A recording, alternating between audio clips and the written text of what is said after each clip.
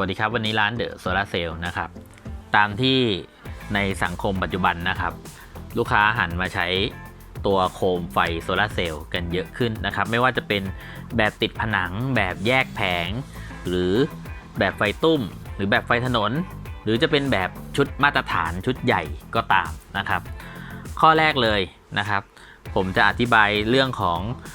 พวกโคมไฟโซลาร์เซลล์ชุดสำเร็จแบบนี้นะครับก็คือแบบที่ตั้งแผงเสียบสายใช้งานได้เลยนะครับแบบนี้เรียกว่าเป็นโซลาร์เซลล์ชุดสำเร็จเพราะว่ามันมีแบตเตอรี่มีวงจรควบคุมอยู่ในตัวนะครับไอโคมไฟแบบนี้ดีอย่างไรนะครับโคมไฟแบบนี้ข้อแรกเลยนะมันเป็นเรื่องของความสะดวกลูกค้าไม่ต้องไปนั่งหาอุปกรณ์ทุกอย่างนะครับมันมาแล้วมีโคมกับแผงเสียบสายกดรีโมทใช้งานได้เลยอันนี้เป็นเรื่องของความสะดวกใครทำก็ได้ส่งมาผู้หญิงทำก็ได้เด็กทำก็ได้ขอให้มีความรู้ในเรื่องของการใช้เครื่องไม้เครื่องมือนะครับข้อที่2โคมไฟตัวนี้ให้ความประหยัดถามว่าประหยัดอย่างไรในเมื่อโคมไฟมันดวงหนึ่งก็ตั้งหลายบาทนะครับแต่มันประหยัดตรงที่ว่าเมื่อลูกค้านำไปใช้แล้วเนี่ยตำแหน่งที่เราต้องการเปิดไฟทั้งคืนเอาโคมตัวนี้ไปใช้งานตำแหน่งนั้นอะประหยัดไฟมหาศาลเลยเราไม่ต้องใช้ไฟฟ้าเลยไม่เสียค่าไฟเลยในจุดนั้นนะครับดังนั้นถ้าเราต้องการใช้ไฟเนี้ยสัก3จุดที่เราต้องเปิดไฟตลอดคืนไอ้ตัวเนี้ยช่วยได้เยอะนะครับเป็นเรื่องของความประหยัดมันประหยัดได้แค่ไหนมันประหยัดไปได้ถึง 45% นะครับดังนั้นลูกค้าใช้เถอะมันประหยัดแน่นอนในตำแหน่งนั้นแล้วข้อดีอีกอย่างหนึ่งคือไอโคมไฟ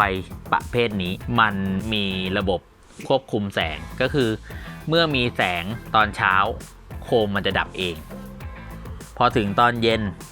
แสงน้อยแล้วค่ำแล้วโคมมันจะติดขึ้นมาเองอันนี้เหมาะมากเลยนะครับดังนั้นหน้าบ้านข้างบ้านมันมืดเราก็ไม่อยากเสียค่าไฟในการเปิดไฟข้างบ้านไม่อยากเอาช่างมาเดินไฟใช้โคมนี้ตั้งที่เดียวจบเลยนะครับขอเพียงแต่วางแผงไว้ตรงตำแหน่งที่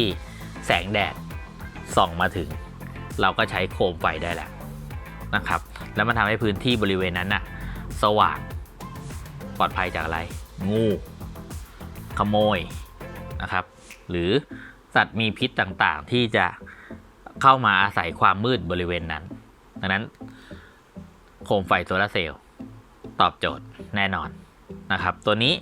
เป็นโคมรุ่นไฟตุ้ม60 วัตต์แบบไม่มีสวิตช์นะครับใช้สายเสียบออโต้ทุกอย่างทำงานได้เลยนะครับอีกข้อหนึ่งของโคมไฟตัวนี้ที่ผมบอกว่ามันสะดวกวันที่ไม่มีแสงแดดฝนตกทั้งวันโคมไม่ได้ชาร์จเราจะชาร์จไฟบ้านได้ไหมบอกได้เอาสายชุดนี้ไป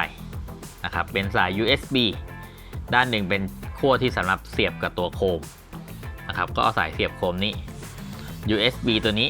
เสียบกับที่ชาร์จโทรศัพท์ได้เลยนะครับหรือ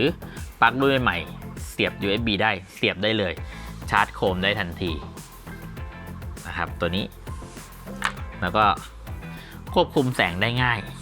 เราอยากจะเปิดปิดด้วยตัวเองทำยังไงทำได้ไหมก็เปิดปิดใช้รีโมทคอนโทรลนะครับไม่ต้องไปถามหาสวิตช์อยากใช้ระบบออโต้เมื่อเสียบแผงแล้วก็เป็นออโต้ได้นะครับอยากจะเปิดปิดเองจะเอาไปใช้ตอนกลางวันเข้าไปในบ้านจะเปิดก็สั่งเปิดเสร็จแล้วจะสั่งปิดก็ปิดนะครับอันนี้ให้ความสะดวกเต็มที่โคมไฟโซลาร์เซลล์60 วัตต์ขอบคุณครับ